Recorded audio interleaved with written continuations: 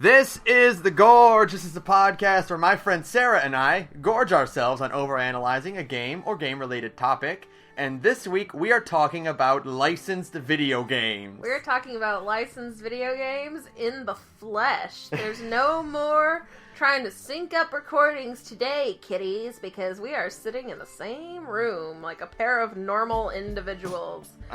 I'm looking right at her, and she's laying on my floor. I'm laying on the floor with my eyes closed so I can, think while we podcast. I'm like, I love shit-talking licensed games because, boy, most licensed games are bad. Pretty much all licensed games are bad, except for, 3, maybe. And we played a whole bunch the other day. And I wanted to die. Catwoman literally made me want to kill myself. Yeah. It seems to be there's a proportion of the quality of the product it's based on is equal to the quality of the product that the game will be output. That's not true because Iron Man was a good movie and Iron Man was a bad video game. You know, that's true. Iron Man is one of the greatest superhero movies ever made, and I'll fight any one of you fuckers. Am I allowed to say your mother is in this home? It's okay. Okay.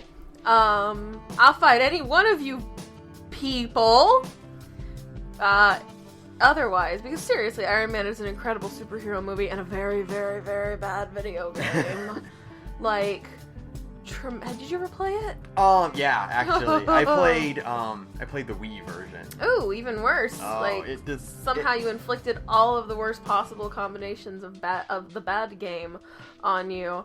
Cause generally speaking, licensed Wii games were truly the cancer upon the video game industry. There's a level, a serious Wii's licensed games are at a cap, and it is as low as you can possibly go. It's the lowest possible bar. There is a bar, but that bar only goes this high. It's 2 inches off the ground, and you can't even hula under it.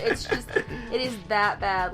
Seriously, the Wii licensed game is probably the definition of poor quality in video games. If you're hey, tell me a bad video game, any licensed Wii game. You know, any of them, really. I'm trying to think of a good one and I'm coming up blank, and I should have done my homework before we did this podcast. But none of them exist. I'm pretty sure you've got a Wii, but you've only got original games for it. The only licensed game I have on the Wii, I guess it's kind of licensed, is Epic Mickey, and that's not very good either. That doesn't count. And Epic Mickey was not nearly as good as it was supposed to be. No, it was not. That was a game that we should have talked about with disappointing games. Yeah. Because Epic Mickey was a game that was supposed to be the cool return to form, an actual Disney game that didn't, make you, your teeth rot out with its saccharine sweetness. And it just kind of ended up being a big old fat shrug. Well... You know, and Disney, the crazy thing is, Disney gave up a human being to get Oswald the Rabbit back. Yeah. Did you ever hear that story? Yeah. Yeah. They gave up a sportscaster because Disney owns ESPN. To CBS or something like that. I don't remember. No, CBS. No, Disney owns ABC. Anyways, they gave a sportscaster, they traded his contract for the rights to Oswald the Rabbit. And, they haven't done anything with Oswald since. Because they made the bad game. And I have an Oswald the Rabbit t-shirt, and it's pretty cool. But, it was just a bad it wasn't bad, it was just mediocre. It just wasn't a good video game. The concept art for Epic Mickey is some of the best ever. Because it was the game Epic Mickey was supposed to be. Yeah, it exactly. It was supposed to be you see the concept art for Epic Mickey, and it's this crazy wasteland, desolate, nightmare fuel looking stuff. And then, of course, Disney being Disney, refused to pull the trigger on actually doing anything interesting with their licenses ever, because we've got to make sure everything is as homogenized as possible. Thanks, Disney. I still love Disney World, but let's be real for a minute. Disney will never pull the truly pull the trigger and do something really groundbreaking because that won't make enough money. Yeah. But yeah, Epic Mickey is a whole lot of not much on the Wii, and there really is the number of truly great licensed games is negligible at best. Licensed video games were responsible for the crash of the industry in '84. E.T. was the licensed game that killed video games in the 80s. But honestly, what's wild is that the Indiana Jones game for the Atari 2600 is the game that kind of gave Atari its like major legs, because it was actually, for the time, an actual good video game. I mean, you go back and play it now and it's garbage. But like, it had a few interesting things. Like, it had like a rudimentary inventory system for a game on a 2600. That's weird. Yeah, right? Like, it had a lot of like really interesting like little things that you wouldn't expect out of a really not mediocre, but just a game of that caliber at the time, where like you couldn't. Your options were severely limited. Yeah, but it was like an interesting, like a pretty interesting little game, and like they made it work, and it sold really well. And because of the success of that game, of the Indiana Jones game, was what spurred Universal to be like, hey, make us an E.T. game in like 2 months. Which of course led to disruption. Yeah. So really, it's wild to think that like the industry was kind of popularized and then destroyed by licensed games, which is like a weird Greek tragedy if you think about it. It's like, what created you will destroy you, you know? And like, really interesting. That's Game of Thrones as hell. It's Game of Thrones! It's so Game of Thrones! Like, it's like exactly that. Like, I feel like old Mags or whatever, Granny Rags? No, that's Dishonored. Yeah. Whatever, the person that told Cersei she was gonna die. Yeah. Her. It's like totally a kind of thing she'd like predict, you know? But like, licensed games. And now, what's weird about them is like, and especially in the category of like superhero games, because that's ones we played a lot of those. And I bought a lot of them, and I have a lot of them on my shelf right now. And it's like, it should be a done deal, right? It should be easy. Like, you have a character. Right. He has abilities. It's easy. They're folded right into the character. Yeah, you don't have to hand wave it or anything. You have bad guys. You have a whole army of bad guys they can fight. Right. Like, it's done, all the hard stuff is done for you. All the work, and you still manage to, because I guess it's like, the companies that make these things are like, well, you don't need to make a good video game, you just need to make a video game. Because at the end of the day, the children who buy these things wouldn't know what a good video game was if it kicked them in the pants. But like, the same thing is like, on that same note, is that like sometimes you get a really, really good game in that category. Yeah, it's really bizarre to think that probably the best licensed game ever made. We're not counting the Batman the Arkhams. Games. Yeah, they don't count because like they're not based off the Christopher Nolan movies. Right. They're their own entity that's kind of like that just got popular based off the Christopher Nolan movies, but it's not the same thing. But, like, probably the greatest licensed video game ever made is, paradoxically, The Chronicles of Riddick Escape from Butcher Bay. Yeah! Have you played it? I've played that one. That one's really good! It's really good! And, like, it's based off of Vin Diesel movie. Off of a Vin Diesel movie that didn't really do that well. And isn't very good. Yeah. Like, if you've ever seen the Pitch Black is the prequel to The Chronicles of Riddick, and it's actually a pretty good little sci-fi movie if you ever, like, want to see one. But The Chronicles of Riddick is not a good movie. And Escape from Butcher Bay is, like, the prequel, like, the sequel to Pitch Black and the prequel to Escape from Butcher Bay, and it's, like... Or, no, excuse me. Did I just say... It's the midquel between the Chronicles of Riddick. Yeah, I'm, like... trying to think and talk at the same time. Turns out I'm not very smart.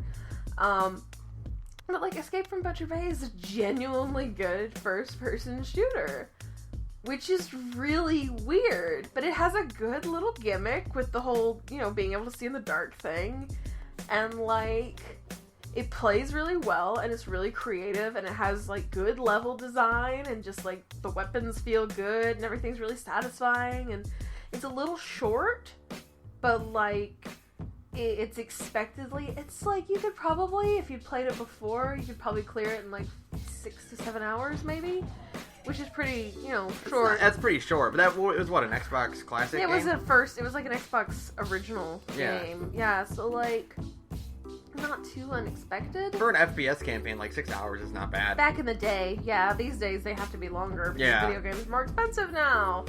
But like, it is a weirdly good game for a really not good movie. Just for really not great. And they remastered it for 360 a few years ago, and they bundled it with something called Assault on Dark Athena, which was like, I didn't actually play the Assault on Dark Athena part.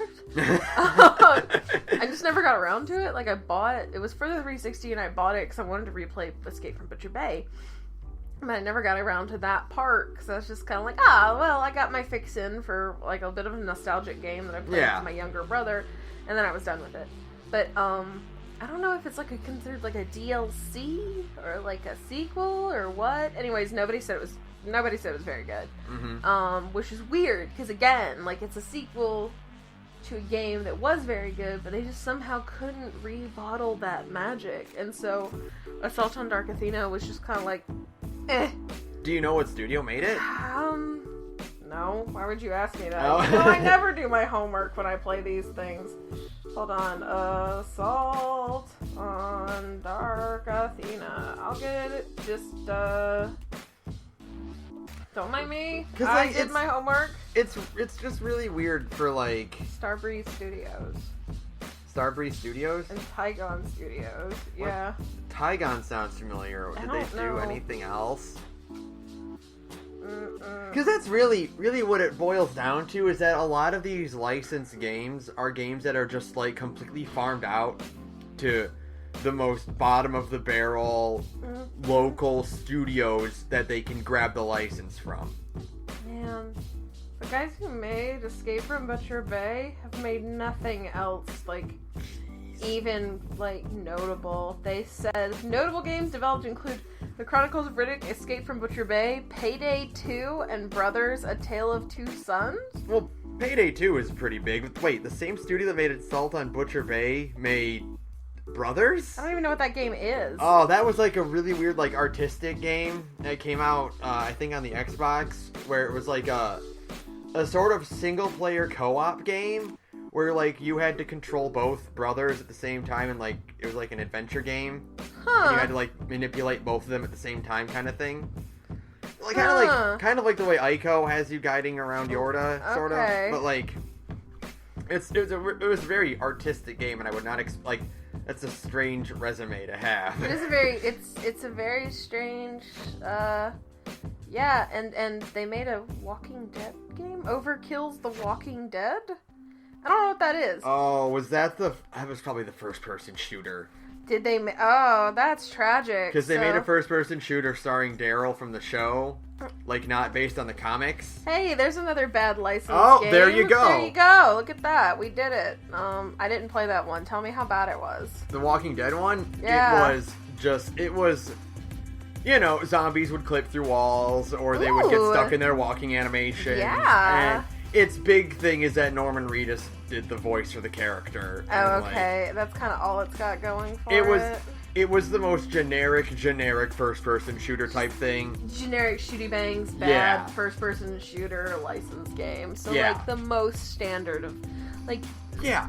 The most... Like a bad license game you'd see in a movie, you know?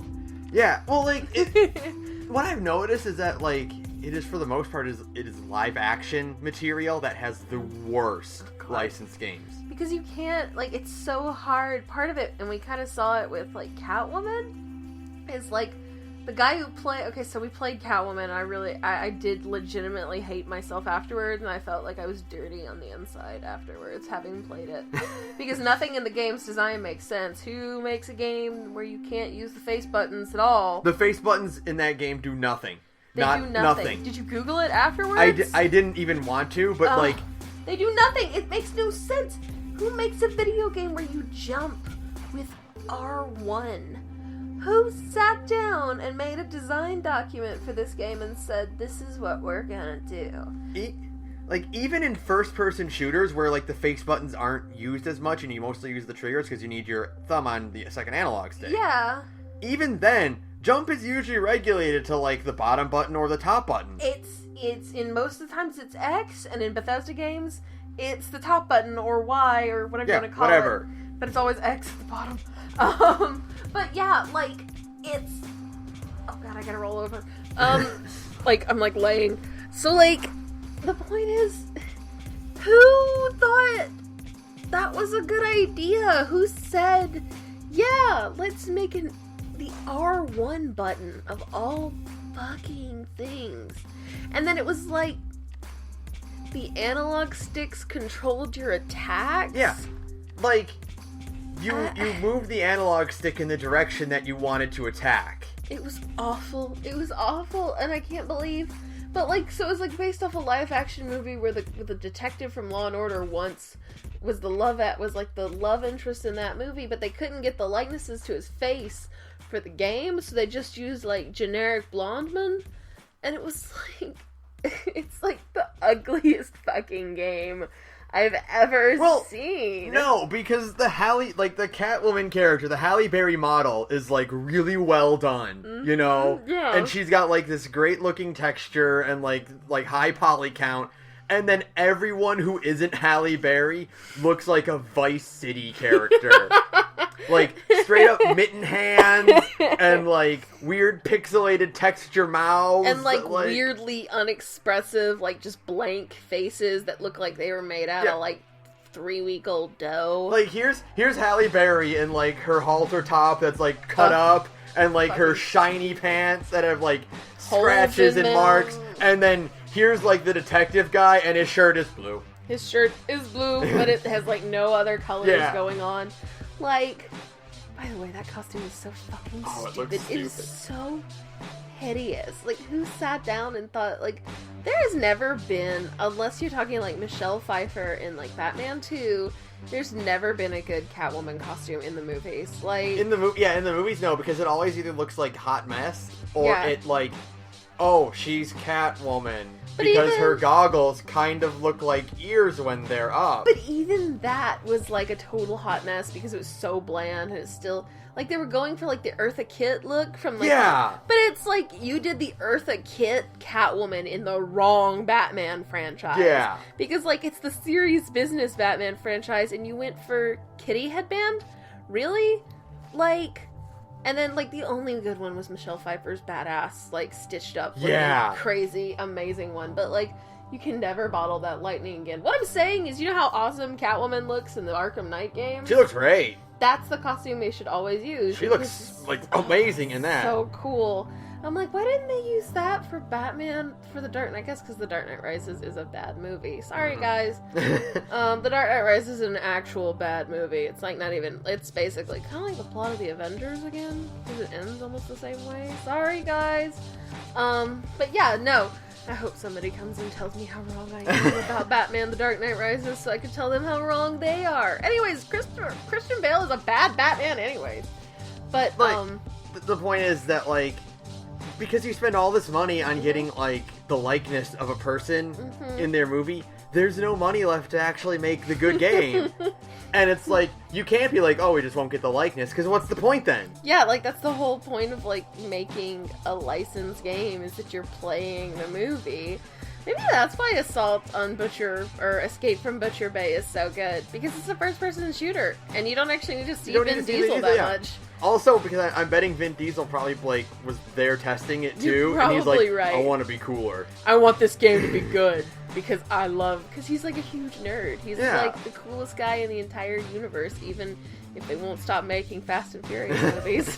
He's still a cool guy, but, like...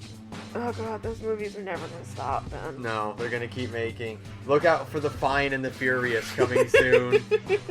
No, you have to admit, The Fate of the Furious is the most creative title for anything ever. Okay, it's actually pretty good. Like, that's amazing. Because I like to imagine it's the third part of the Fate Stay Night trilogy. I like to imagine it's like it's like Fate Zero. / Furious. It's Fate Zero, Fate Stay Night, Fate / Furious. Well, no, because Vin Diesel's character is a rider then. Yeah! Sweet Jesus, he totally is. And his, his special is he calls his car in. Yeah, his noble phantasm. Yeah, his noble phantasm is he calls in, like, an army of cars instead. Because, like, he's got, like, a holy shit, he really is a writer, though, because, like, the whole idea is that writers have, like, armies. Yeah, and, like, and he's got his crew. He's got, like, his crew. What the fuck? Did we just fan cast Vin Diesel's character in The Fate of the Furious as a writer? Nasu, are you listening? Hey, Kinoko Nasu, I've got a great idea for you. Put Vin Diesel in the next Fate series. That is amazing. Well, listen, everybody is in Fate Grand Order, including Furry Thomas Edison. So what I'm saying is we need to put Vin Diesel's character in Fate Grand Order, and I can draw him in a gotcha. Oh my god. I am the bone of my wheel. You have to stop. Oh anyway. That's kind of a licensed game. You know, if you make a Fate. I mean, public domain is a license, I suppose. Sure. The point is that, like, when you get to, like, these kind of live action things where, like, you have to include the likeness of an actual human being, and, like, pay that human being to do the voice. But they usually never get them to do the voice. Yeah. Like, it's usually like a sound-alike. But, like, you're shooting yourself in the foot either way then, because for one thing, you don't get the actor. Okay, so why?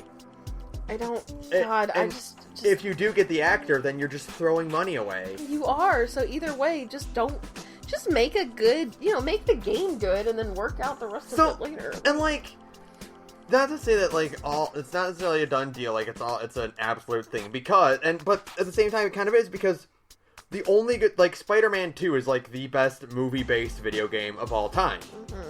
It's only good because of the swinging and the scale of the city. Right, that's it. Everything else in that game is a disaster. Like, the combat's really bad, and it's ugly. The cutscenes are, like, these janky, like... You remember, like, old PS1 games where characters had to talk by, like, karate chopping their hands around because their mouths couldn't move? Yeah, it's like That's what it looked like. You know, their heads are bobbing up and down because they don't have mouths to talk. Like, that's what it looked like, and... The only thing anyone remembers about that game is how good the web swinging is. And the web swinging in the game is really, really good. Yeah. But, like, that's all you really, like, when you play that game as a kid. And I guess that's why they refined it so much. Yeah. Because when you play that game as a kid, and that's who these games are for, of course. But, like... kids are stupid. And I'm saying this as somebody who has a lot of nieces and was once a stupid kid. Kids are dumb, and like they're not like gonna play the whole game. They're just gonna play the swingy bit, like the web swingy bit. You know, like to them that's the coolest part, and everything else they just kind of like ignore. Like I remember as a kid just sitting around doing the web swingy bit of Spider-Man 2 all the time, and just like I could not tell you what the rest of that game is about. Oh yeah, it's terrible. Because it doesn't matter. Because like all that matters is how fun the web swinging is, and like that's it. Like that's all that matters. But like, there really is. Like, if you think about it, yeah, Spider-Man 2 is one of the better licensed games, and it's not that good. It's not.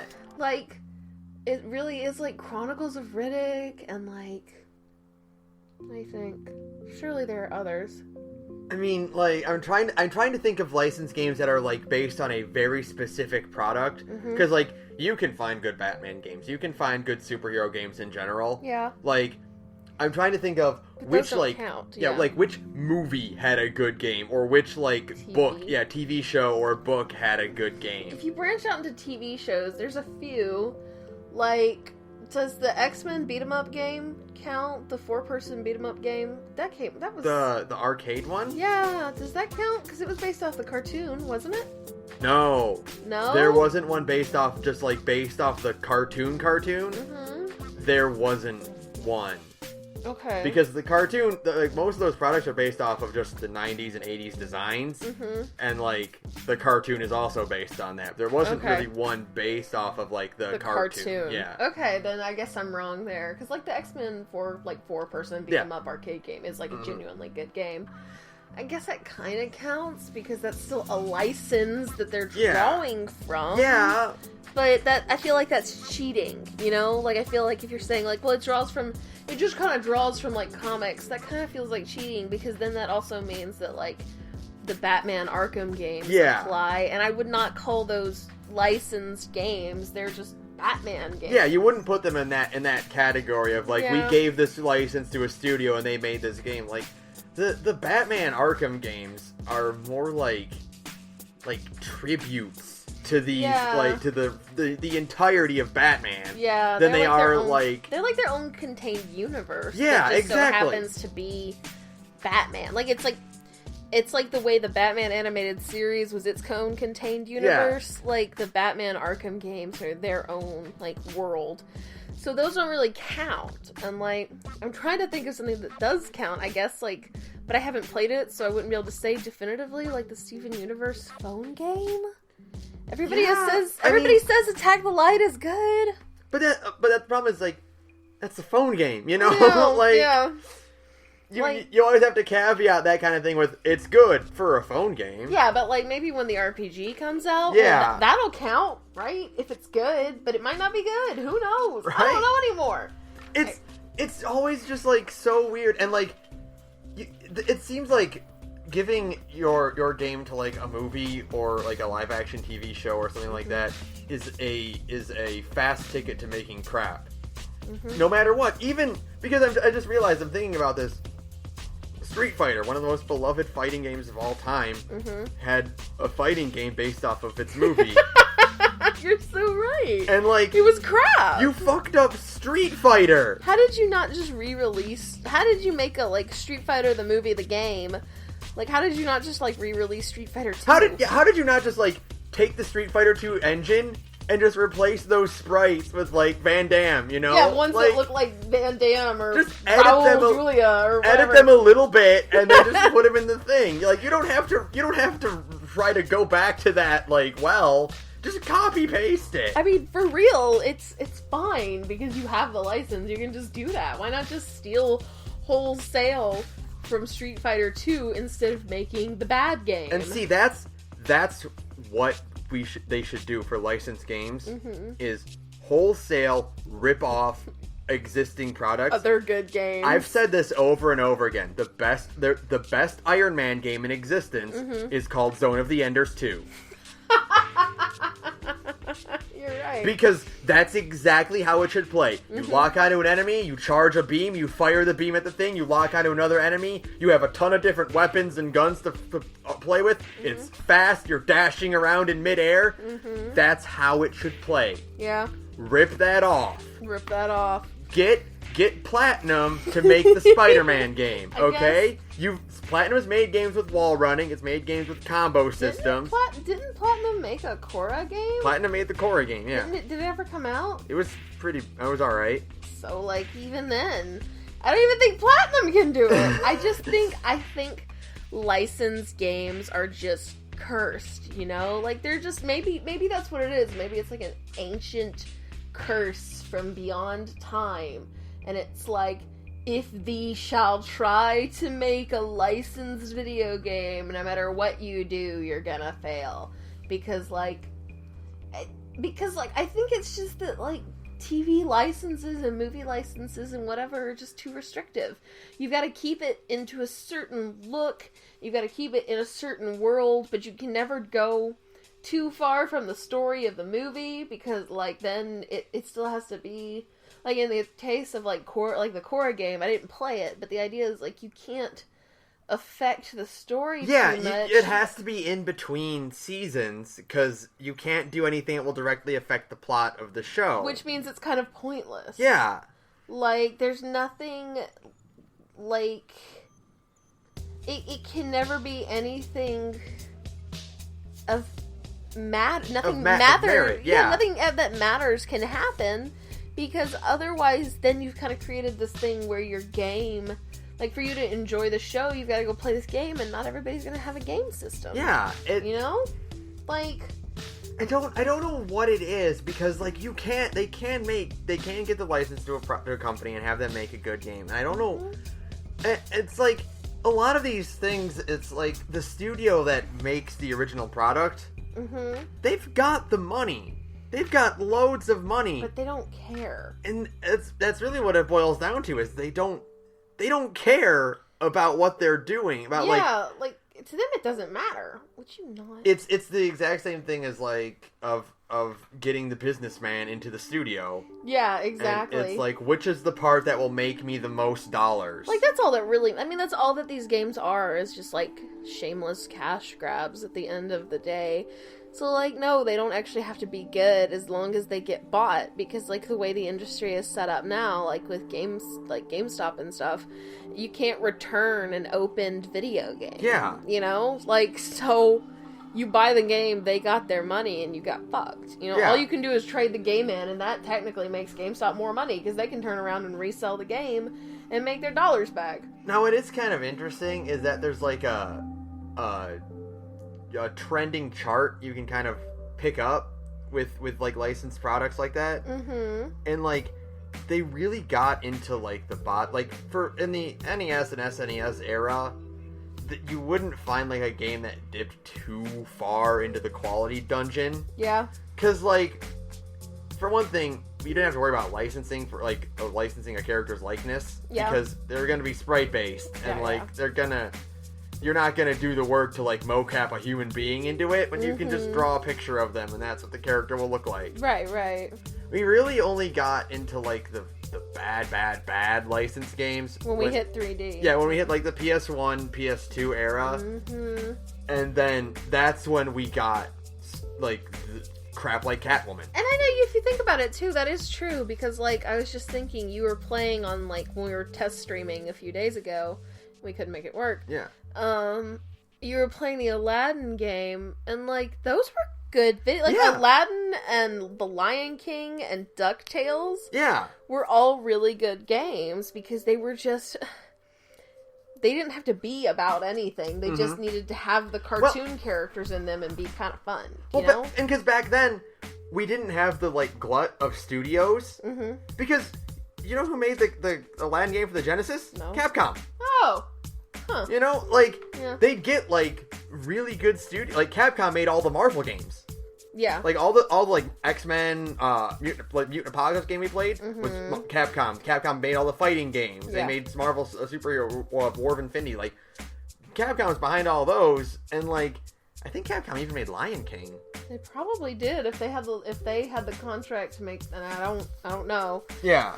But I mean, if they had the contract to make Aladdin, that means they probably had the contract to make, The Lion King as well. And, like, both of those games are, like, genuinely good, fun games, because they don't have to have a plot. They don't have to make any sense. You You're just kind doing of levels. You have to, like, vaguely follow the beats of the movie. Yeah. And, like, but, like, there's no cutscenes to, like, get in the way. So, Yeah. He goes to Agrabah, and he jumps on bad guys. And then he goes into the Cave of Wonders, and he can jumps jump on bad guys. He can, like, jump through lava and stuff. And, like, that wasn't really in the movie, but it doesn't matter back then. Because, like, it didn't matter as long as it looked good, and those games still look great. Like, yeah, they do. Like, the sprites have held up really well. The Aladdin Genesis game was animated by Disney Studios. The Really? sprite work was done by Disney animators. Wow. So, that is like, amazing. they went all out with that. So they looked amazing. I mean, yeah, the Lion King game to this day has held up really well, because it's really, like, colorful and pretty, and all the sprite work is very, like, clean, and everything is easy to, like, identify, and everybody remembers the level where you jump on the giraffe's head. Yeah. Because, like, everybody played that level. Because everyone when they got were kids. stuck on that level. Yeah, pretty much.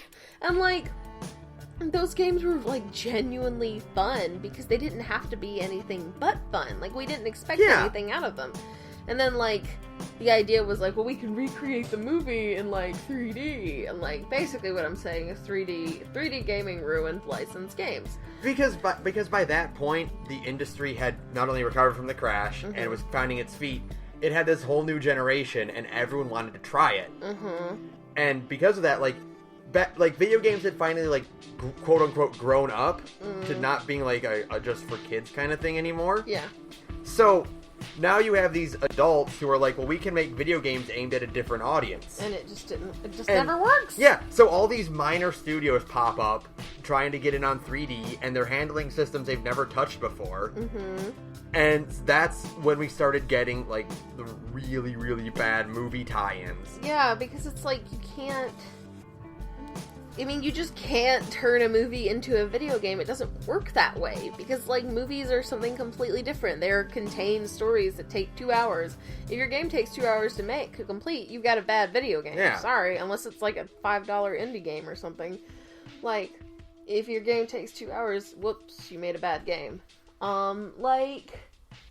There's only, I guess Star Wars had good licensed games, 3D licensed games. And Star Wars is, a really good example of, it's super hit or miss with Star Wars. Oh my god, that fighting game? Holy shit. Yeah! We could talk forever just about... we could probably make a whole podcast just out of bad Star Wars games, because there are a lot of them. But the one that mostly comes to mind is definitely the horrible Star Wars fighting game. That 3D one, that Tekken-based one. Oh my god, it was so bad. Everybody fought the same, and there were no lightsabers. It was still punching. So it's Darth Vader punching a guy in the face. Yeah, I know. It makes no fucking sense. And then at the same time, you get stuff like these Super Star Wars games for the SNES, which were really hard, but they were fun. And you get really crazy things like Star Wars Bounty Hunter, which was an okay game, but a cool concept. And the KOTOR. KOTOR, does KOTOR count? I mean, it's a Star Wars game. Yeah, I guess so. It counts. It's kind of like the Batman. It's kind of like the Arkham series, where KOTOR 1 and 2 almost feel like their own self-contained world, because they happen so far in the past. Yeah. They're 3,000 years in the past before any of the movies. Mm-hmm. So, those don't feel the same. I don't know if those, feel the same way, because they're kind of like the Batman games, where they just kind of do their own thing, But, I don't know if they count or not, but I think they kind of count. Yeah, I mean, they're using a product that exists outside of video games, so, I guess they do absolutely count. What is that?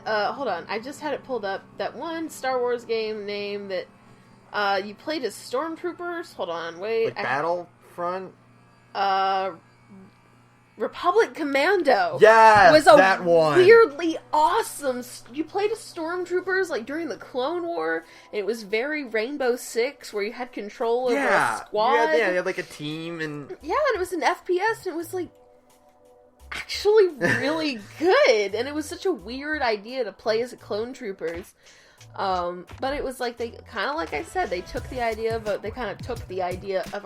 a Rainbow Six game, and they applied it to Stormtrooper, or to Clone Troopers, during the, Clone Wars, and it actually worked out as a concept really, really well, because it was, something different. It wasn't just Jedi. You were playing as, these shooty bangs guys, but in, a Star Wars world. And that's really, a lot of what it boils down to as well, is that, these licensed games are so afraid to do anything different. I know.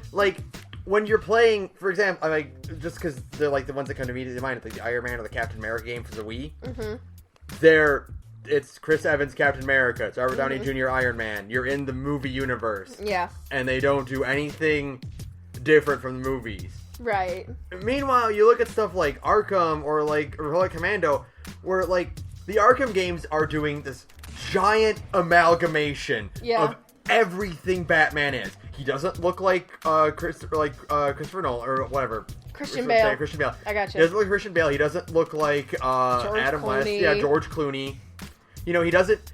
He's voiced by Kevin Conroy, but that's only because the fandom all knows that Kevin Conroy is the voice of Batman. He's Batman. Everybody acknowledges that is Batman. Everyone else got different voices, but they knew that Kevin Conroy and Mark Hamill need to be Batman and the Joker, because that's what everyone knows, and that's that's the cool thing. And they crammed these games with references to all sorts of universes and all sorts of different things, and they were not afraid to create something out of this. And same with Republic Commando, where it's we're not going to do the story of Anakin or of Luke. We're not going to make it based on Han Solo. You're going to play as clone troopers. Yeah. They're going to be a completely side story, unrelated from everything in the movies. Yeah, it's really smart, because it let you do something and let you see a different side of the world. It's kind of the same way that Rogue One was so successful, was because it takes you away from the overarching theme of the Jedi. You're so far away from the Skywalkers. Yeah. That's what it is. There's no Skywalkers in Rogue One. Yeah, exactly. There are no Skywalkers involved, and that's what you want, because you want to, especially worlds like the superhero worlds and Star Wars and stuff like that. You want to see like the backstories of these worlds that is more than just the main story, because these worlds are so big and so involved that you want to know what else is going on in them, and you want to see just like what other stories are getting told, because there's so much here to really sink your teeth into. Yeah. And it's like you could do that with any like superhero licensed game, and you just choose not to, because honestly at the end of the day it's easier to just make a quick buck. It's so much easier. And like that's what really baffles me, is that there was not an Avengers game. Like you know? a good Avenger. Now they're talking about, Square Enix is talking about making one with the Deus Ex team, which could either be amazing or terrible. But like you'd think, like out of all of the merchandising that Marvel shoved out the door for the Avengers movie, there was not a 3DS game. What boggles the mind is that they haven't made like a Captain America game that has the same quality as the Arkham Knight game. Right, yeah. Like where it's like you play as like one of the superheroes. I'm saying Captain America because he's kind of like the most down to earth. Yeah, he's the punchy guy. He's the punchy guy, so it's kind of easiest to play as and to have like, that's an easy power set. Yeah. And to just have him interact with, like, the video game version of the Marvel Universe the way that Batman interacts with, like, the video game version of the DC Universe. I don't understand how that hasn't happened yet, because, like, if anybody's got the money to make a good-ass, like, Marvel video game universe, it's Disney. It's Disney. Like, yeah, without a doubt. Like, yeah. It's this weird thing where, like, again, you have the disparity of, like, Warner Brothers is good at one thing, and Marvel or Disney's bad at that thing. Like, Warner Brothers makes all the good DC cartoons, and Marvel suck. Like, Marvel makes all the good movies, and DC suck. All the DC like the Batman games are really good, and there haven't been like a really good Marvel game in years. And I guess now there is like the now didn't they announce something else too? Like they announced that they were making the Avengers game. There's the Avengers game coming out from Square Enix team. Right. Or the Deus Ex team. And the Guardians of the Galaxy Telltale game is out. Okay. Oh, Telltale? Yeah. Fuck, who gives a shit? Right? Telltale doesn't count. That's bullshit. Like, that's not a video game. Go play a visual novel, you fucking losers. Like, it was... They captured lightning in a bottle with The Walking Dead. Like, Telltale's a perfect example of licensed products going wrong. Who cares about any of Telltale's games? Right? They're not games. The Walking Dead was a phenomenal story. Season 1. Season 1 was great. And then they've been trying so hard to capture that for everything. But every time they create, like, a new world, you like, after beating The Walking Dead 1... The illusion was ruined, and you could see behind the curtain, and you could see just how little your choice you had in the matter, and the ultimate outcome of the game. The worst of them all was the Game of Thrones one. Oh yeah, because nothing matters. Your characters are gonna die. They're all gonna die. It's Game of Thrones, right? You know, I don't know what they were thinking. Like, can you imagine? Like, talking to Cersei and thinking whatever you say is going to matter to her? Right? Yeah, like how... Like, no, God, Telltale games are the worst. Like, I swear to God, these people, like, who are... This is getting off on a tangent, but whatever. Like, that's what we do around here. Yeah. It's like, people who are big Mass Effect fans and they just want to... But they're only there for the dating. Or people who want, like, choicey games, like Telltale games and stuff. Like, they all play these shitty games. And I'm like, go pick up a visual novel sometime, you fucking nerd. If you want to make choices... That actually... Because, like, yeah, sure, you'll get a lot of bad ends. Yeah. But those bad ends are all written out. Like, Fate Stay Night has, like, 60 bad ends. But they all have different... They're all written out. And they're all, like... Really, a lot of them are really involved. Like I told you the other day to go read Sparksliner High, which is like the bad end for Heaven's Feel. Yeah. It's a 30-minute long bad end. God. Like it's like a full, like it tells the full story of like one bad ending for Heaven's Feel that is like a legit conclusion that feels like it's like fucked up, but it feels like an actual, like, you made a choice and it's showing you the full fallout of those choices, and those choices actually matter, because, like, It's 30 whole minutes. Yeah, it's a 30-minute thing. And it's one of the best endings in Fate Stay Night. You gotta understand, like, yeah, it's a bad end, but I'm, like, sitting up to tell you this now. Like, they don't know this on this. So, like, I have to stand up because I'm so, like, enthusiastic about Sparksliner High. Like, Sparksliner High is one of the coolest endings in Fate Stay Night because it is so well written. You're like, what happened to Nasu? Like, who are you? And, like, are you Kinoko Nasu? Like, oh my god. So what I'm saying is, like, don't go play your shitty Telltale games where nothing changes. Like, yeah, okay, technically nothing changes in, like, Fate Stay Night and, like, Tsukihime and all these others. But you get to see, the real consequences of your actions and, like, there's, like, genuine fail states, and you have to have, like, multiple saves. A 30-minute ending sequence is not a game over sequence. Right. That's just you got the bad ending. You got an alternate ending that's, like, a not ideal. And even then, Fate Stay Night has, for all 3 routes, has perfect routes that are, like, genuinely different. Like, perfect ends and good ends that are, like, totally different based off the choices you made. What I'm saying is, don't go play Telltale games. Go get your weeb on and play a fucking visual novel. Because, like, that shit actually matters. And yeah, it's really hard to find a lot of visual novels because, like, they're not getting translated. Although they are getting translated more because they're getting more and more. Because they actually. Because they're speaking of licensed games, I can do this. I know everybody in this one is doomed because it's set between episodes or something like that. Anyways, the Psychopath's visual novel. Oh boy. Got translated. But I heard it's actually good. Like, it's called Mandatory Happiness, and, like, yeah, I haven't played it yet, but, like, it's a licensed visual novel that's out for the PS Vita and PS4, and, like, despite the fact that you're playing, like, a mid-quill kind of game, where, like, you get to pick one of 2 investigators, who are not in season 2, so really there's only... they're probably going to be dead. They're almost certainly doomed. Like, I heard those are really good. like, I really want to play them, and that actually, yes, I managed to bring it around and make it brought count. It back. Yes, high five! I made it count. I brought it back around. I heard that... Okay, let's do that again. Yeah. There we go. That's a proper high five. Yeah. I actually managed to bring it around, and because, like, Mandatory Happiness is allegedly, yeah. I haven't played it myself because I haven't had the time because Persona 5 happened really, really hard.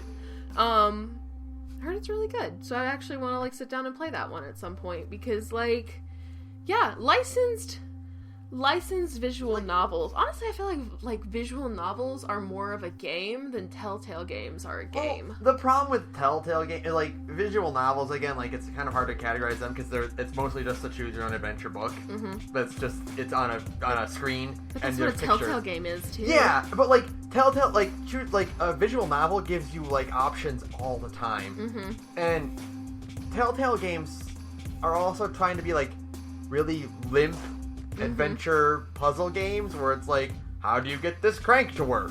You know that kind of, like, pick up items in your inventory and slot them into things. Oh. And it's so like, but, like, it's also weak.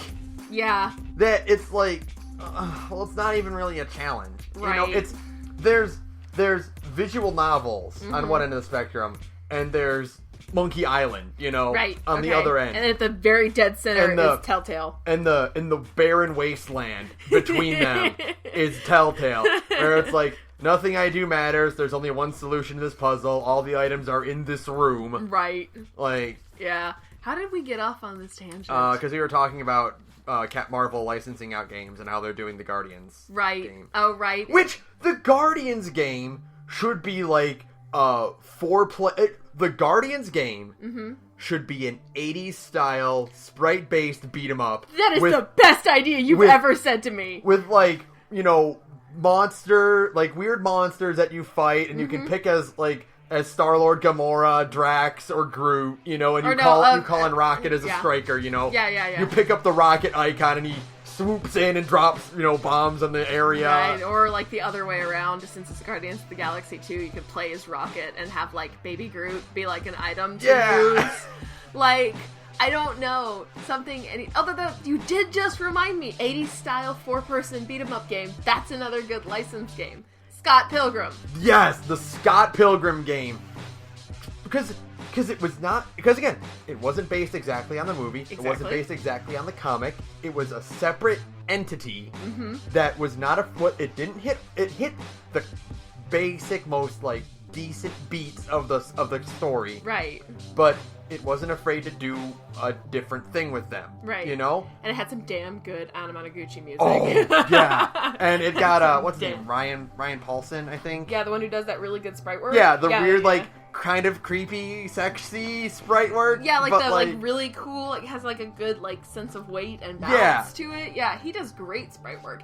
He did the sprite work. This is off topic again, but whatever. We should keep a diversion or like a tangent counter every time we do a podcast. We should it should ding in the background every time we go off on a tangent. Anyways, he animated an episode of Gravity Falls. Yeah, he did. Yeah, he which did. Was really with good. The episode with the fighting game guy. That one and the dating girl. Yeah, speaking of visual novels, the dating sim girl. Yeah. Yeah, what's his face? Susan the Real Girl is what they call it. And yeah, man, basically Scott Pilgrim totally counts. It was a super good licensed game. It's a 4-person beat 'em up. That's all you oh my god. So many games should just be 4-person beat 'em ups. It's I made a big not a big thing, but a small thing on Twitter because I was thinking about that. The Defenders game should be a 4-player 90s Final Fight Streets of Rage style beat 'em up. Yeah, why can't we bring that format of video game back? Because it's so good, they don't make them anymore. Not just bring it back, but bring it back really well. Bring it back super hard. This is, in this era of we want to make Mega Man, right. or we want to make the next Mario Brothers 8-bit style scrolling game. Yeah. The side-scrolling beat 'em up is a genre that has never really taken off after the 90s. Right. You've had Dragon's Crown and you've had Scott Pilgrim and you've had a few here and there. Right. But nothing that really fully nothing like a slam dunk Shovel Knight was. How can't we're more games like Marvel Ultimate Alliance? Yeah. They're good games too.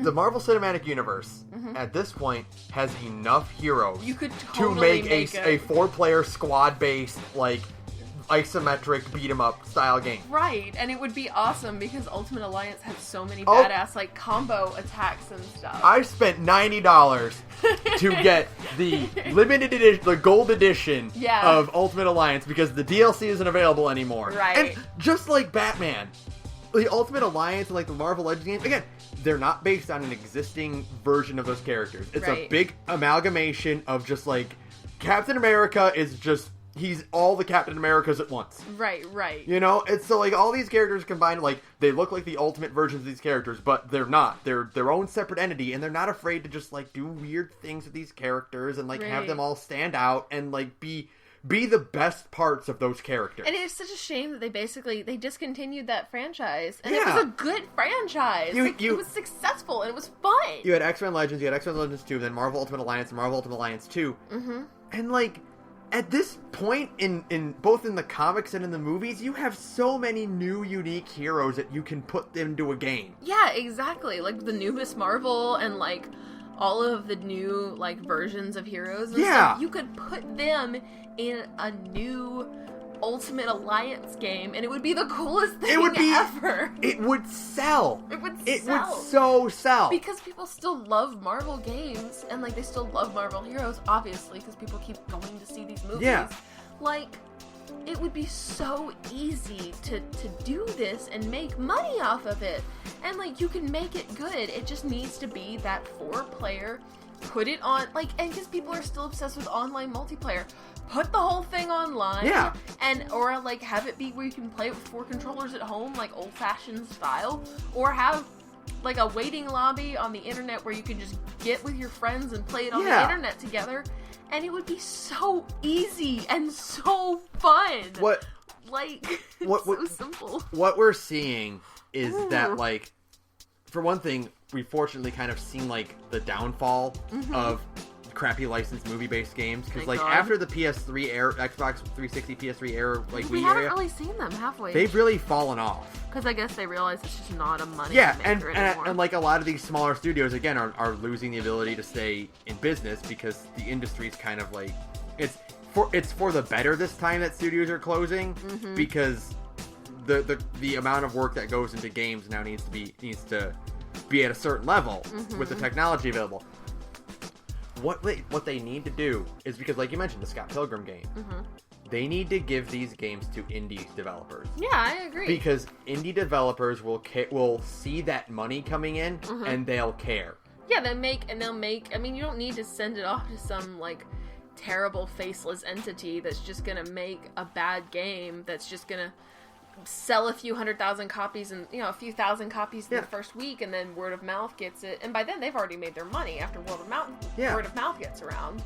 But like Marvel or DC or like any of these big, like Star Wars, they don't need to be AAA games. No, they because just need they're to be good. going to sell regardless. Although I do want another Knights of the Old Republic. Well, yeah, but like they don't need. But then again, no, I don't want a new Knights of the Old Republic because I don't think modern BioWare could do it. Not modern BioWare, no. No, modern BioWare would fuck it up because Yeah. they can't even make like their money machine, Andromeda. Yeah. They can't even make Andromeda into a good video game. I take that back. I don't want another Knights of the Old Republic because they fuck it up. Yeah. So like, nope. Give these licenses, not even the movie licenses. Just give the characters out to an indie studio.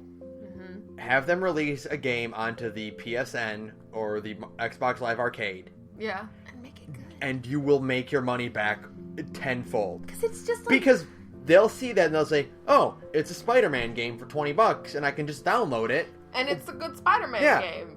It's a beat 'em up, Okay, well, that's good. That's what I wanted. I just wanted a simple game. I don't need to get Andrew Garfield or Tom Holland or Tobey Maguire's face in it. Right.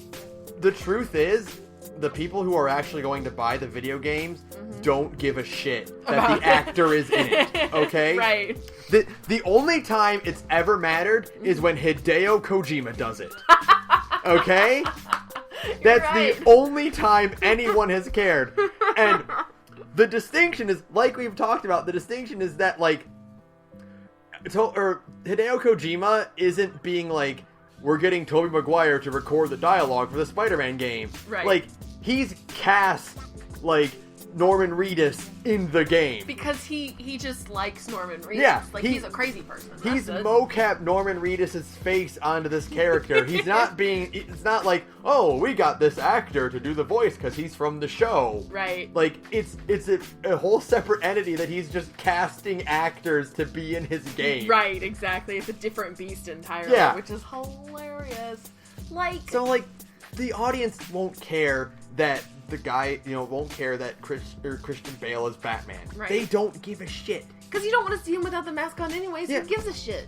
It's also the same point probably have, like, with early superhero movies, is that, like, why didn't Hugh Jackman ever put on the classic yellow and blue outfit? Right. Because it has a mask. Right. And you can't not show his face. Because it's Hugh Jackman and you spend a lot of money on that Go face. Go watch the first 3 Spider-Man movies. Yeah. And, like, look at all the times that, like, his mask gets knocked off or, like, he needs to Ripped take it off to away. breathe. Yeah. Like, because you gotta show that face. That's why the Deadpool movie is so good, is because even when Ryan Reynolds isn't wearing it, his face is all scarred up. Right. So, like... Because, like, Ryan Reynolds actually gives a shit. Yeah. Even though the Deadpool game is actually not that good either. Yeah, but he didn't have anything to do with that. But, like, again, right. the Deadpool game should have been a sure shot. It should have been a slam dunk, because it's so... Everything you need is already there. Because it's so self-aware, too. Like, it's easy to make a Deadpool game because you can give it all, like, the cheesy, shitty trappings of a video game. And, like... have Deadpool comment on it. Yeah. You know? It's not hard. Like, this all is you need to simple do is just shit. have, like, decent gameplay, and, like, the flavor will more than make up for it. Right. You know? Like, as long as it plays good and, like, you kind of understand the characters and have Deadpool kind of making fun of, like, tutorials and stuff like that, or being aware of the fact that he's in a video game, bam! You're done. You're done. You made a good Deadpool game. Congratulations. Yeah. You did it. And they still managed to fuck that up. Even with all of like the cool promotional material that they put out for Deadpool for like weeks and weeks and weeks, they still managed to fuck it up.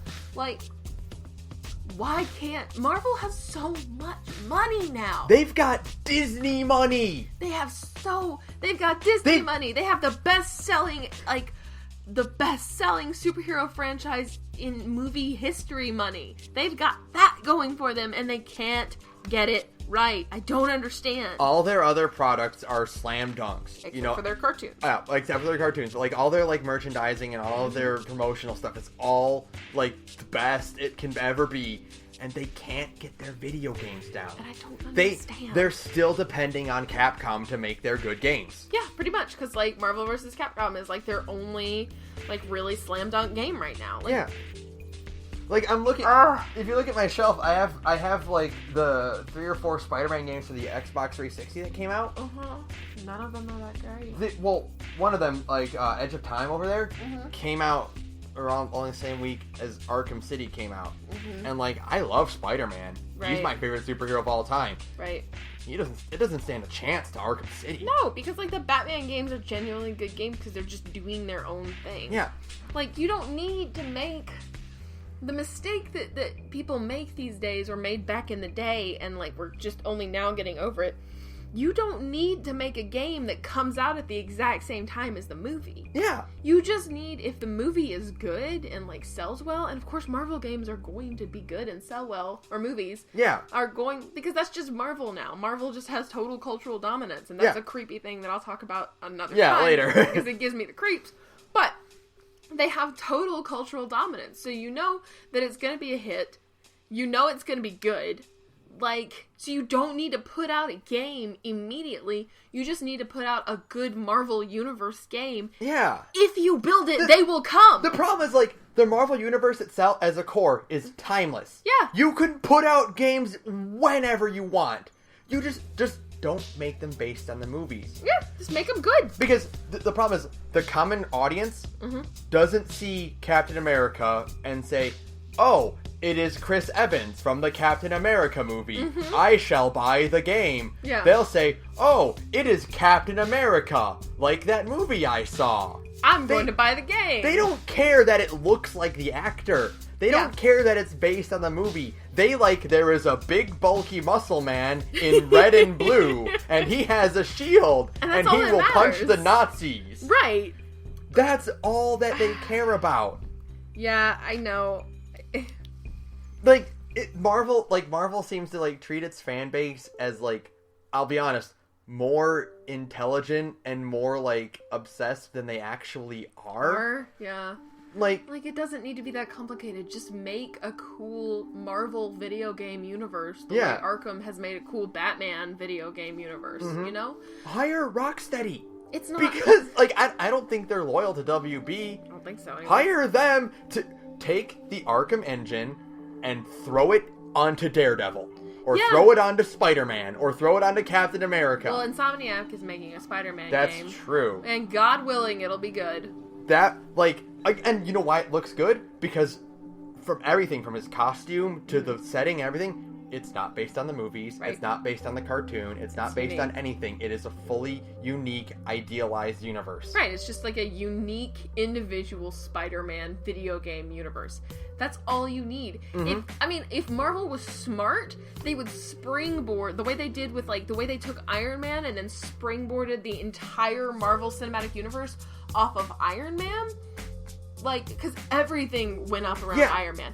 They would take this Insomniac Spider-Man game and springboard an entire universe of video games off the Insomniac. And, like, for one thing, I trust Insomniac because the Ratchet & Clank games have always been stellar. They always put out quality products, you know? Yeah. And if you're absolutely right. If this ends up, like, I'm getting shivers about it right now already. I know, right? If they're like, the Spider-Man game sold well, Insomniac, here are the X-Men. Here's all... Yeah, here's Captain America. Can you catch lightning twice? Yeah. Like, that is the ideal of just, like, having, like, 2 or 3 good studios in charge of just, like, consistently every 2 years, every 3 years maybe, putting out a good Marvel Universe game. And, like, the Spider-Man game that's coming out soon, it's not on the heels of the movie. No. It's, like, even if it is its own separate universe, it was announced before Spider-Man was in Civil War. Yeah, exactly. They're just like, hey, Spider-Man game's coming out. We're just gonna make one because we understand that, hey, Marvel is huge right now, and you don't need to actually have a movie attached to your, like, licensed game anymore to make a successful superhero game. You don't actually need to have a movie attached to it.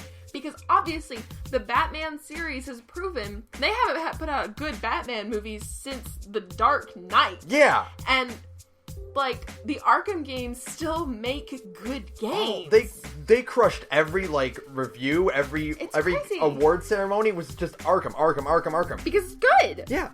And, like, what we're seeing lately with, like, the PS4, Xbox One, and Switch era is that we're caring less and less about delays. Yeah. Because back in the early days, we didn't care about delays at all because we didn't know that delays existed because we didn't have the internet. And when the internet happened around, like, the PS2, PS3 era, we really cared about delays. Right. Because we got the news now, and we're like, wait a minute, what? It's not coming out till next year now? What are you doing? Yeah. But with Persona 5, like, it sucked that we had to wait this long. But at the same time, we both went like, oh good, more time to play other video games. But, like, when it came out, were you like, oh, I wish it came out last year? Like, no. You're like, okay, I get to play it now. Cool, it's out now, and it's a good game, and if the delays meant that it would become a better game, then that's all I'm asking. Yeah, like, when it comes out and it's in my hands, I'm not like, oh, well, I'm mad because it didn't come out in time. I think it's just because, like, delays and knowing about delays have become such a part of, like, video game life. Yeah, exactly. Like, you're gonna expect it now. Like, everybody expects it now, because, like, most of the time a game is good because somebody took a step back from the beta, and they saw the release date and they went, we're not going to be able to make a good game by the time this game goes gold, we'll push it back. And like normal people these days understand that. They're like, push it back 3 months. You know? And so it's like, you don't need to release licensed products like on the heels of whatever. Yeah, just make a good game. That's really all that matters, is just make a good game based around the license. It doesn't necessarily need to be like a game coming out at the same time as Guardians of the Galaxy 2 or whatever. It just needs to have, like, these things are so popular now that they just need to come out. You know, it's like Task mentioned it on the Twitter. Like, he talks about that, like, Marvel made an entire cinematic universe off of basically nobodies. Yeah. Before the Iron Man movie came out, the top 2 sellers for Marvel were X-Men and Spider-Man. Yeah, and they didn't Iron Man was a B-lister. Yeah. Like, 10, 12 years ago, Iron Man didn't matter. Right. And they're like, here's the Iron Man movie, and he's the one... Like, the Avengers weren't even that popular back then. Yeah. So, like, all these, like, franchises and stuff like this are, like, timeless. So you don't need to wait until, like, the thing happens. You can just put it out. Maybe the new Spider-Man movie will make that a reality. I don't know. New Spider-Man movie. Yeah, the Spider-Man game. New Spider-Man game. Like, I don't know. I'm really hoping for that because I think a good superhero, Marvel superhero, like, universe game series is coming. Like, Disney would be a fool to not take advantage of it because game sales are still, like, massive. It's like a category of, like, game development that, like, hasn't been filled yet, you know?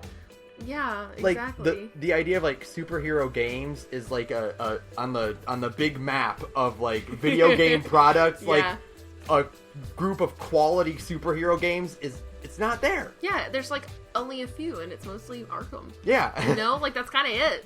Like, I don't know if I'd call the Injustice games, like, good games. I mean, they're okay. They're solid fighting games, but they don't even match up to, like, Mortal Kombat or to, like, Marvel vs. Capcom. Yeah.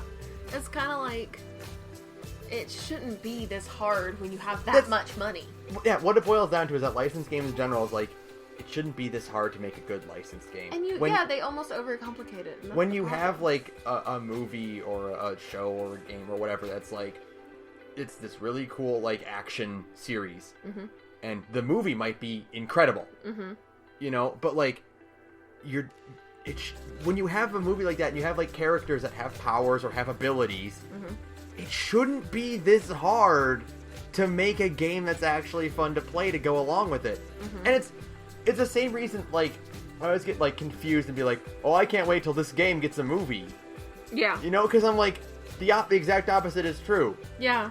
It's not gonna be good. Like, people are like, oh, I can't wait for the Last of Us movie. Why? Why? It's bad. The Last of Us game is a really good story already. If you want that, just play the game again. Because, like, you can't condense... We should talk about that at some point, too. You can't condense the amount of plot that is in a video game, which is several hours, which is, 4, 5, 6, 7 hours. Up to, like a standard game, like... A standard short game is like 10 hours these days. You can't compress that into a 2.5 hours is pushing it. Yeah, really, that's a long movie. It's really more like you have 2 hours to tell the same story that a video game has like 10 to tell, 12 to tell. You can't do it, which is why video game movies are always, without fail, there has never been a good one. Yeah. Ever. They're just straight up, there hasn't been one. There's like so bad it's good, yeah, like Mortal Kombat or Street Fighter are just like, I will be entertained by them, but I won't say they're good movies. Yeah, but they're not like...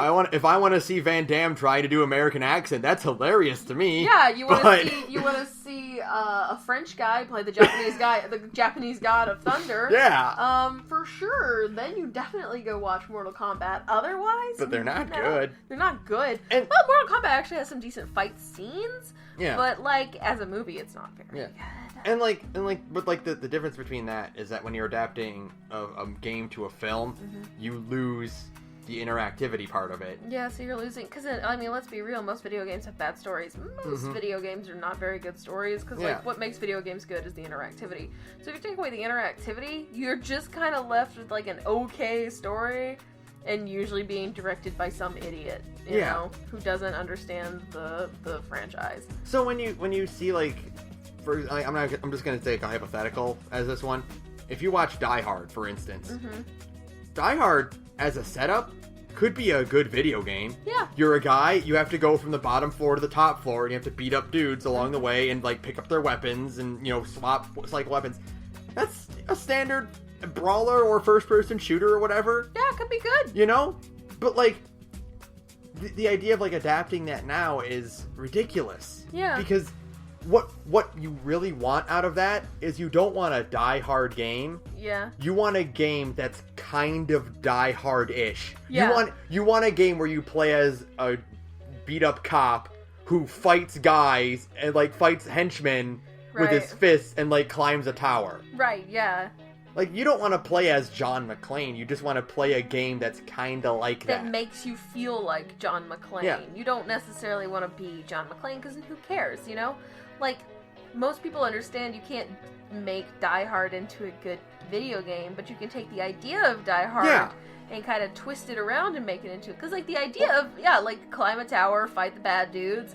is a cool idea, but it doesn't like hold its weight without some changes. Yeah. To like be a good video game. Or like The Raid or John Wick. Oh my god, The Raid is so good. Yes.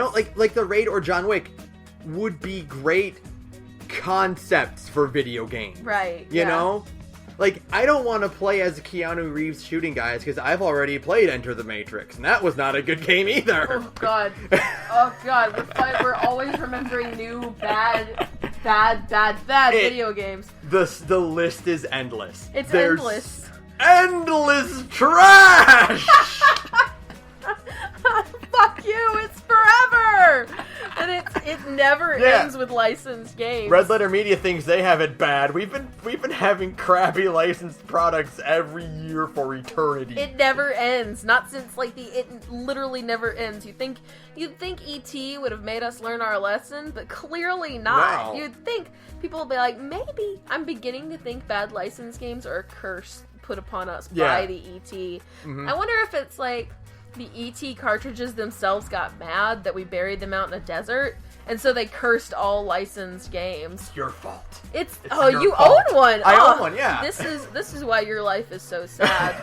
This is why you have a bad life, is because you have this in your home. Yep. You actually brought the devil into your home. I invited him in, and it cost me $3. You invited the devil into your home, Benjamin. And Sarah's holding my copy of E.T. for the Atari 2600. I actually feel like my soul becoming Doesn't it even, clouded. like, feel weird to hold in your hand? Yeah, for one, I didn't realize that They loaded so weird. Yeah. Or that you put it in upside down? Yeah. Okay, I gotta admit, I've never played 2600 in my life. How did they... I think they're top loaders. They were top loaders. So the cartridge was in upside down? Yeah. You know, so that dust gets in the pins up here, and then the game breaks forever. You know, when you have it on your shelf standing up so you can see the label, like, the dust will just fall right into the pins and corrode it. It's perfect. Perfect. Forever. Yeah. Thanks. Great video game. Great design, Atari. Anyway, the point is that, we should have learned our lesson by then. Yeah, because clearly I'm beginning to think what happened is, like I said, we buried a bunch of copies of E.T. out in the desert, and they all collectively cursed us. It's like a reverse Mummy's curse, where, like, instead of unearthing it, we buried it, and then it sought vengeance. for, like, the harm we put upon it. And so instead it cursed all licensed games from henceforth to be bad. And only a few, only a few can actually, like, break through that ceiling. Can beat the curse. And they are the chosen ones. Yeah, but, like, you know, I love the John Wick movie. Both of them are stellar movies. Right. I don't want to play the John Wick game. No, it's a bad game. I want to play a game where I am a guy in, like, a black suit, and I go around shooting machine guns and doing karate at dudes. That's called Hitman. Actually. Yeah, I mean that's Hitman. But, like, but yeah, like that's the thing. You could make a John Wick game, or you could just go play Hitman. Yeah, which is a way better game than I promise any John Wick game could ever be. Yeah, because, like, Hitman Blood Money is a genuinely good video game.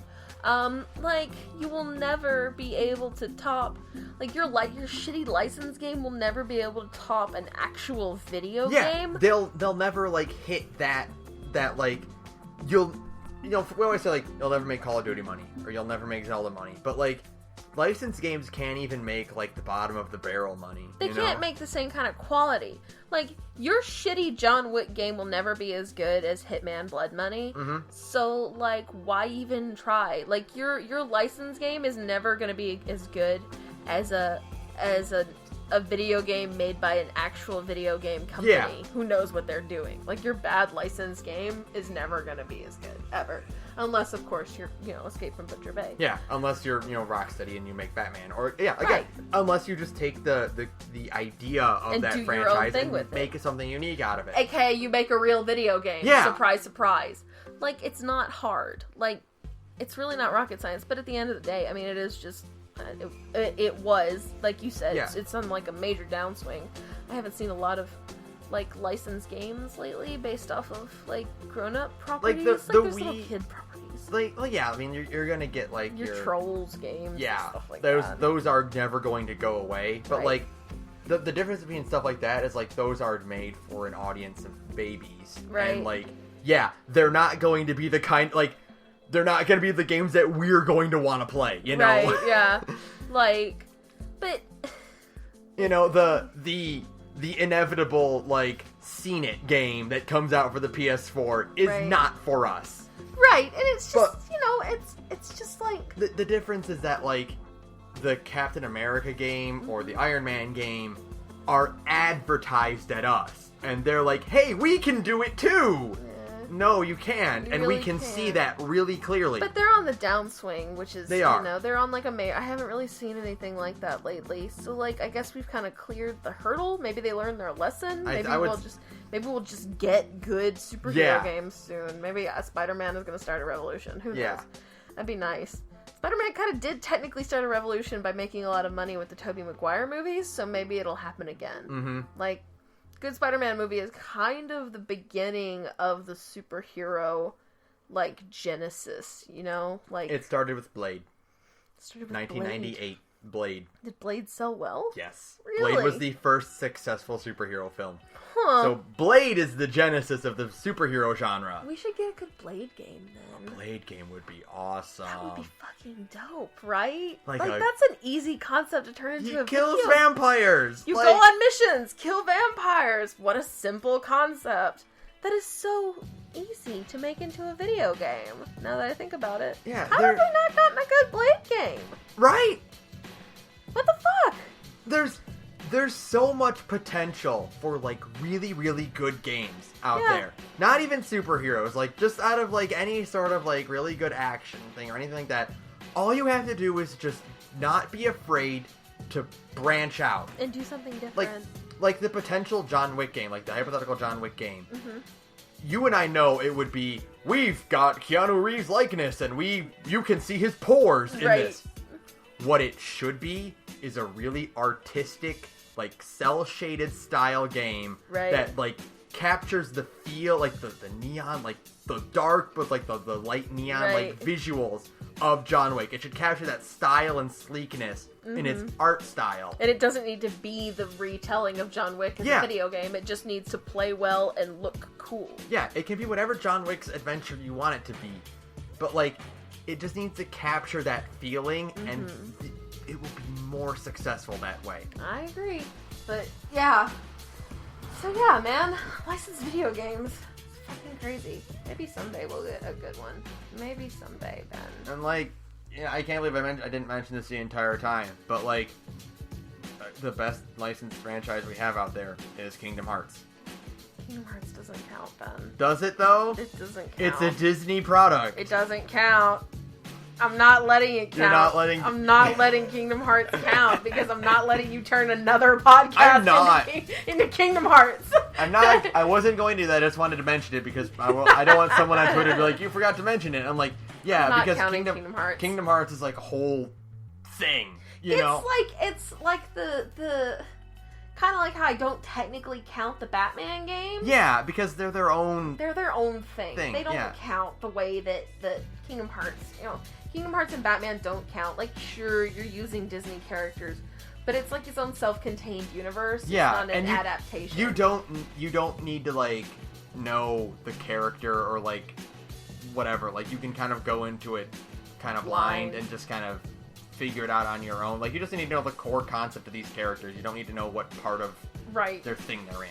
Yeah, exactly. Like, it doesn't, like, none of that really even matters. Like, so yeah, Kingdom Hearts doesn't count. Yeah. Sorry, I hate to break it to you, buddy. Kingdom Hearts doesn't count. I'm okay with not putting it along the lines of Captain America and E.T. and all these other terrible games. Yeah, Kingdom Hearts is its own beast. Kingdom Hearts contemporaries are not Catwoman. Right. I'm okay with that. Although the platforming in Kingdom Hearts 1 was almost as bad. It was pretty bad. It was almost as bad. I don't know, man. At least you could press a face button to jump in Kingdom Hearts. You're right. It wasn't X, but I mean, like... God, it was so bad. Seriously. Fuck the people who made the Catwoman game and made Jump R1. And her stupid run animation. Oh, it looked terrible. It's so bad. This is, like, so obscure because I bet the number of people who act, like, the Venn diagram of people who listen to our podcast and have played Catwoman is just two circles. It's two circles side by side that, like, might be, like, sneezing at each other. You know? But, like, really, we got, like, a weird desire to play bad superhero games, and we played Catwoman, and it was really, like, next level bad, because she runs like a cat, which looks stupid. It looks very disjointed. Yeah, like literally disjointed, like she's literally breaking hips her are joints. Like her hip dislocates in order to do it properly. Oh my god, it's so bad. Just, go check out, like, a quick, like, I'm sure there's a video on YouTube. Just go check out, like, and when you watch it, be like, it can't be that bad. It is that bad. It is that bad. It plays like the entire game is underwater. Yeah, imagine if you were playing a game submersed in pudding. Imagine, like, the entire game is on NyQuil. Yeah. That's what it feels like. That's exactly what it feels like. If you were on NyQuil and you stayed up past the time that, like, you should be falling asleep when you're on NyQuil, that's kind of what... That weird, like, tingle that you get in, like, all your extremities, and you're like, everything's a little bit off. And you just kind of feel like you're living in an extremely cursed state. That's what Catwoman feels like. Catwoman is a sequence of cursed images. It's a bad video game, kids. But most licensed games are. Yeah. Alright, well, we good? I think that'll cover it for now. That's enough, like, yelling about bad video games. Which we'll do more of that. Soon. Yeah. Real soon. Fuck it. Next week we're talking about David Cage games. I'm so excited! We're in, like, a weird point right now where we can't advance the schedule because neither of us have beaten Persona 5. So for, like, the next month or so, it's just gonna be the two of us talking about, like, weirdo topics. Right, while we continue to play P5. It's like, we can't say we've beaten... We said this last week, I think? Yeah. You can't say you've beaten a Persona game until you've played it 1.5 times. Because, like, at the halfway mark, that's when you realize that, like... all the events, like, click. Everything suddenly clicks in place and you go, oh. And, like, that's when you've officially beaten a Persona game. Is when everything makes sense. And until that happens, you're not done with it. I mean, yeah, you beat the game once, but you're not done with it. We didn't beat it to the point where we can actually discuss it. Right. So, like, that's what we're waiting for. Mm-hmm. And then, once that's happened, then we can get back to, like, Horizon and Resident Evil and that kind of stuff. Someday I'll finish Horizon because it's a really good game. I'm so sorry, Guerrilla Games. Your game is really, really good. Like, I feel, and, like... I told you I have Yooka-Laylee and I have Cosmic Star Heroine, and I'm like, you guys are, like, I know you guys are good, but Persona, but and I'm Persona really sorry. 5 happened super, super hard and ate my life, and I'm totally okay with it, because it's really damn good. That's, like, our, like, 2-second review for Persona 5 it's really damn good. Yep. So you should go play it. But, Ben, take us out. Okay, so... thanks to Broke for Free. If you use our background music, link to his work in the description. You can follow us on Twitter at thegorgepodcast. You can email us about licensed crappy video games at thegorgepodcast@gmail.com. Do you want to tell me I'm wrong about The Dark Knight Rises? Yeah. Fuck you, I'm right about The Dark Knight Rises. Task, tell us about The Dark Knight Rises on Twitter. Tell Sarah how wrong she is, or right she is. I don't know. I'm so right. The Dark Knight Rises is a terrible movie. I had fun watching it, and then afterward, like, a month later, I'm like, wait a minute. That was a bad movie. That wasn't very good. Hey! Wait a minute! You tricked me, Batman! Christopher Nolan, you son of a bitch! You tried to trick me with Marion Cotillard, and it worked! And then I watched Batman vs Superman, and I'm like, wait a minute! The Dark Knight Rises was pretty good, actually! Oh, you tricked me! You tricked me again, you Zack Snyder! Oh, you! Zack Snyder's like, waka waka! I actually believe that's how Zack Snyder talks every time he opens his mouth. Yep. He just sounds like a grown-up from a Charlie Brown cartoon. And then he makes the same bad movie over and over again. Like the Watchmen and Batman vs Superman is the same bad movie. You're right. For the same reasons. Yeah. Like, because he's just trying to make 300 again, and it's never gonna work. Zack Snyder has been trying to remake 300 for like 7 years now and failed every single time. Anyway, Sarah, tell us about your other podcast. Hey, I'm in another podcast called Big Gay Nerds. It's an LGBT RPG live play podcast. High five me, I got it right. Where we sit around and we play Dungeons and Dragons and Monster Hearts and other types of games, and it's really good. We cycle through different types of systems once a month. You should come check us out. We are on SoundCloud at Big Gay Nerds. We're on Tumblr at Big Gay Nerds. We keep having trouble getting the Twitter set up, but someday I will be able to tell you to follow us on Twitter at Big Gay Nerds. Just not right now. Oh, we also have The Gorge has a Tumblr at thegorgepodcast.tumblr.com. We don't really use it a whole lot, but we're going to use it more. Someday. I keep forgetting about it because I like the Twitter a lot more. Yeah.